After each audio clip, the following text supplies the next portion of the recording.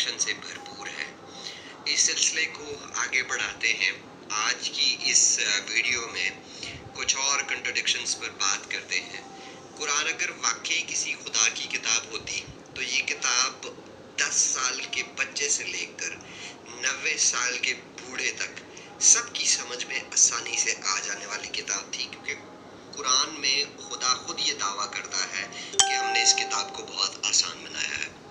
अल्लाह का हुक्म जो होते हैं या खुदा के जो हुक्म होते हैं वो बहुत बहुत साफ अल्फाज में होने चाहिए थे, लेकिन वो जैसे अंकुरारिया कहता है कि कहीं की ईंट कहीं का रोड़ा, अल्लाह मियाँ ने कुरान को जोड़ा। ये बात बिल्कुल सच है कि जब कुरान को आप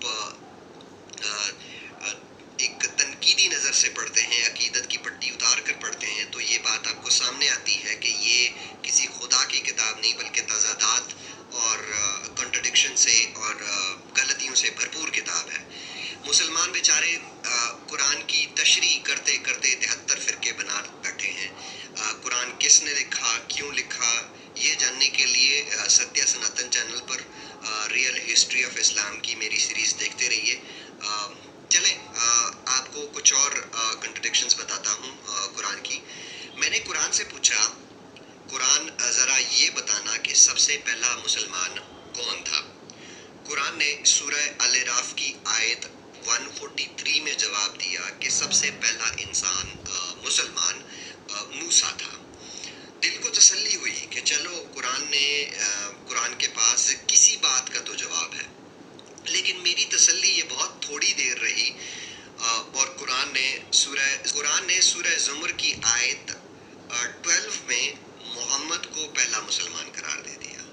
फिर मूसा और मोहम्मद तक बात नहीं रहती। कुरान कभी कहता है कि मिस्री सबसे पहले मुसलमान थे, इजिप्शियंस, फिर कभी कहता है कि इब्राहीम सबसे पहला मुसलमान था, फिर कभी कहता है कि आदम सबसे पहला मुसलमान था, और फिर किसी और को। तो अब अभी तक कंफ्यूजन है कि सबसे पहला मुसलमान था कौन, हमें अभी तक ये भी नहीं पता लगा। कुरान से फिर मैंने एक और सवाल किया। कुरान से पूछा कि ये बताओ कि एक मुसलमान जो होता है, एक मोमिन होता है, वो कितना ताकतवर होता है, उसकी स्ट्रेंथ कितनी होती है। कुरान ने सूरह अनफाल की आयत 65 में जवाब दिया कि एक मुसलमान 10 काफिरों पर भारी पड़ता है। एक मुसलमान की ताकत 10 काफिरों की ताकत के बराबर होती है।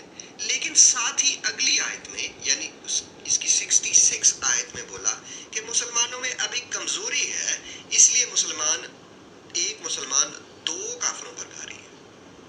कुरान से फिर मैंने सवाल किया कि उन लोगों के साथ कैसा सलूक करना चाहिए जो आखिरत पर या कयामत पर या आफ्टर लाइफ पर यकीन नहीं रखते। कुरान ने सूरह जासिया की आयत 14 में बोला कि बी काइंड।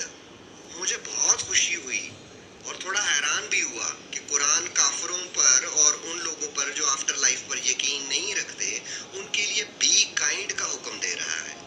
लेकिन मेरी ये खुशी और ये हैरानी उस वक़्त दूर हो गई जब कुरान ने सूरह तौबा की आयत 29 में बोला, जो लोग आखिरत पर ईमान नहीं रखते उनके साथ जंग करो। फिर मैंने कुरान से पूछा कि ये कुरान किन लोगों के लिए है, किस कौम के लिए है। कुरान ने सूरह फसलत की आयत 44 में बोला, ये सिर्फ अरबों के लिए है, यानी कुरान सिर्फ अरबों के लिए है। फिर सूरह निसा की आयत 174 में बोला, ये सारी मैनकाइंड के लिए है।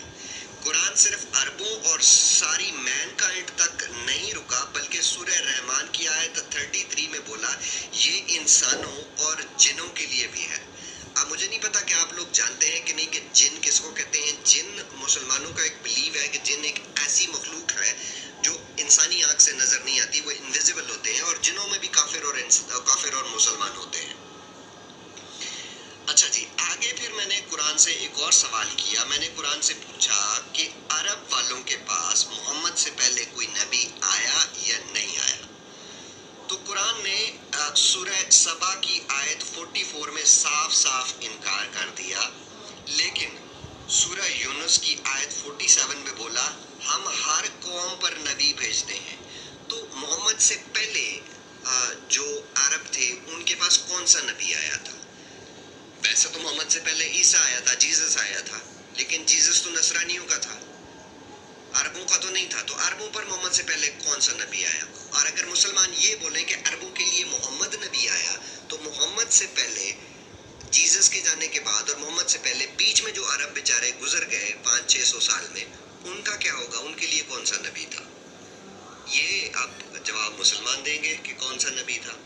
फिर मैंने कुरान से पूछा कि जो कौम आद थी उसको डिस्ट्रॉय करने में कितने दिन लगे खुदा को?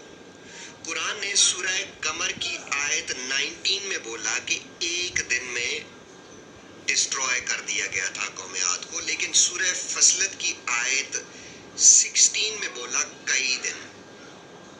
एक दिन में तबाह किया या एक से ज्यादा दिन लग गए, अभी तक इस बात का कोई पता नहीं चला। कुरान से पूछा खुदा कितने हैं, कितने क्रिएटर्स हैं? कुरान ने सूरह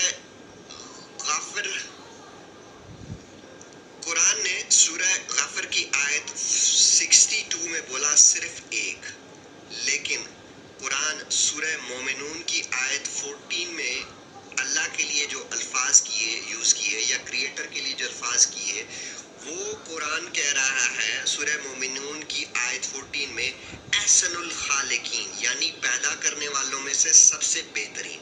अगर खालिक का मतलब होता है क्रिएटर और खालिकीन की जमा यानी प्लूरल जो होता है वो खालिकीन होता है। अगर क्रिएटर ही एक है तो वहाँ पर खालिकीन का वर्ड कुरान की इस आयत में किस लिए इस्तेमाल किया गया है? तो इससे यही इशारा मिलता है कि शायद कुरान का जो मुसन्निफ है, जो कुरान का राइटर है, वो शायद ये समझता है कि क्रिएटर एक से ज़्यादा है, यानी खुदा एक से ज़्यादा है। चलें, आज की वीडियो को यहीं ख़त्म करते हैं। मिलते हैं किसी और वीडियो के साथ, किसी नई इस्लामी बोंगी के साथ। आखिरी मैसेज आप सबके लिए यही है